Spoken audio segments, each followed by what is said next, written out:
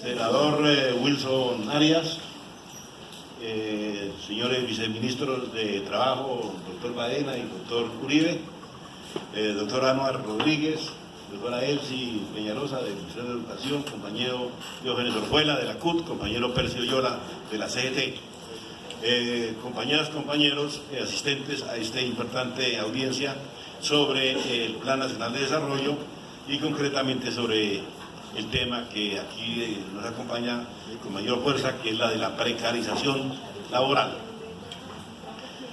En primer lugar, tenemos que tener claro que hay en el mundo del trabajo una declaración precisa, o no declaración, una recomendación o un término acuñado por la OIT desde hace ya varios años sobre el trabajo decente, y explicó lo que quiere decir trabajo decente, y es a lo que los Estados miembros, como Colombia, está obligado a buscar por todos los medios que exista en su país.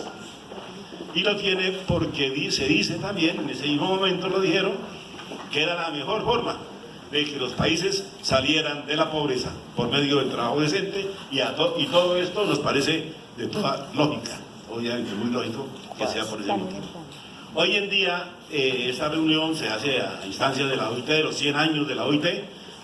Nos sentimos muy congratulados con ese centenario de la OIT que se conmemoró apenas hace una semana, y que todo el año estará en ese tipo de celebraciones, porque ha sido una institución, la única institución tripartita que existe en el mundo y que ha cumplido un papel importantísimo para el desarrollo de la humanidad, fundamentalmente para la justicia social y por ende de la paz, como lo dijeron en su fundación, y que aquí lo manifestó cuando el senador Arias cuando empezó su intervención, y posteriormente la Declaración de Filadelfia de 1944, en las postrimerías de la Segunda Guerra Mundial, en la que manifestaron claramente que con un mundo en la pobreza, como quedó después de la destrucción de la Segunda Guerra Mundial, manifestó que el hambre, la pobreza en el mundo era el motivo principal de las guerras, de la estabilidad, la inestabilidad, y que por supuesto no contribuía con la paz. Era necesario que hubiese trabajo para que hubiese paz, y el trabajo, por supuesto, digno, como en ese caso manifestaron. También hay que tener en cuenta aquí el sitio que Colombia ocupa en el mundo con respecto a la igualdad o a la desigualdad, porque aquí Colombia compite en desigualdad. Está sexto en el mundo de 200 países, cerca de 200 países.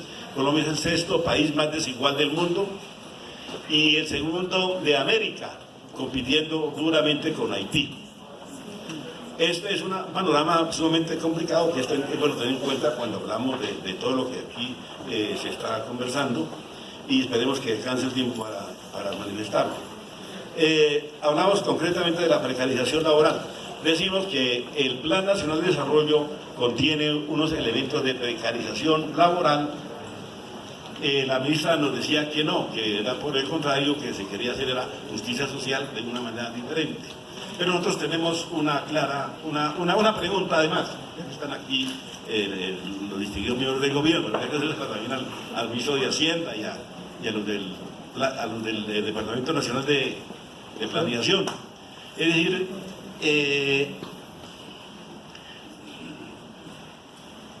el hecho de no pagar el salario mínimo, es decir, hay un salario mínimo legal, todo empleador debe pagar el salario mínimo legal, está obligado a hacerlo, y es sancionado si paga menos que el salario mínimo, es sancionado.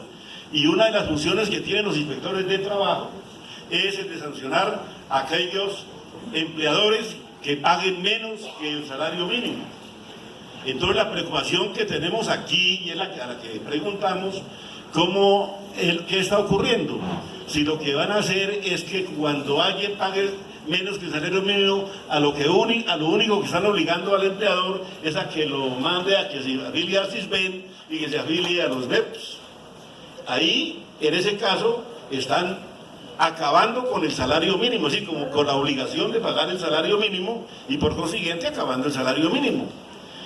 En el futuro si estos artículos pasan en el Plan Nacional de Desarrollo, no habrá salario mínimo en Colombia. Cualquiera puede pagar la suma que quiera, con la condición de que estén afiliados a la salud subsidiada y a los BEPS, y ya salen del problema. Ese es el peligro, eso es lo que nosotros queremos que quede claro, no es otra cosa. Que quede claro que por ese motivo decimos que es precarización laboral. Y obviamente se habla de que el piso mínimo de protección social, que también lo expidió la OIT, pisos mínimos de protección social que deben existir en los países para evitar la pobreza extrema. Y entonces aquí en este caso lo están aplicando es para el trabajo, no, los pisos de protección social es para la población en general. Para los trabajadores está la seguridad social, que fue implementada desde el siglo XIX en todos los países, en Inglaterra, Alemania, Francia, Estados Unidos, Canadá, etcétera, y aquí en Colombia también se implantó a principios del siglo XX. La seguridad social para los trabajadores, afiliación a salud, hoy día se llaman EPS, a pensiones se llaman colpensiones o se llaman ARP, y a riesgos laborales, son las ARL hoy día, pero igualmente hubo otras figuras en anteriores oportunidades como el Seguro Social que cumplía con todo esto. Esa seguridad social es la de los trabajadores, la protección social son para aquellas personas que no son trabajadores. Entonces nos están confundiendo una cosa con la otra, tanto en este punto de la protección social y también con la seguridad social. De otra parte, queremos manifestar que hay un riesgo enorme con la estabilidad laboral reforzada. En Colombia, en muchos sectores, especialmente en algunos sectores, los del asbesto, los del con plomo, con gases tóxicos, en las minas, en el transporte, en la construcción, hay miles de enfermos.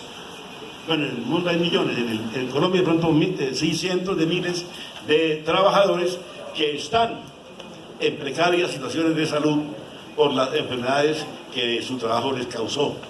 Y fue causado por falta de prevención de los empresarios que trabajan en esos sitios, de esa forma peligrosa o con esos materiales nocivos.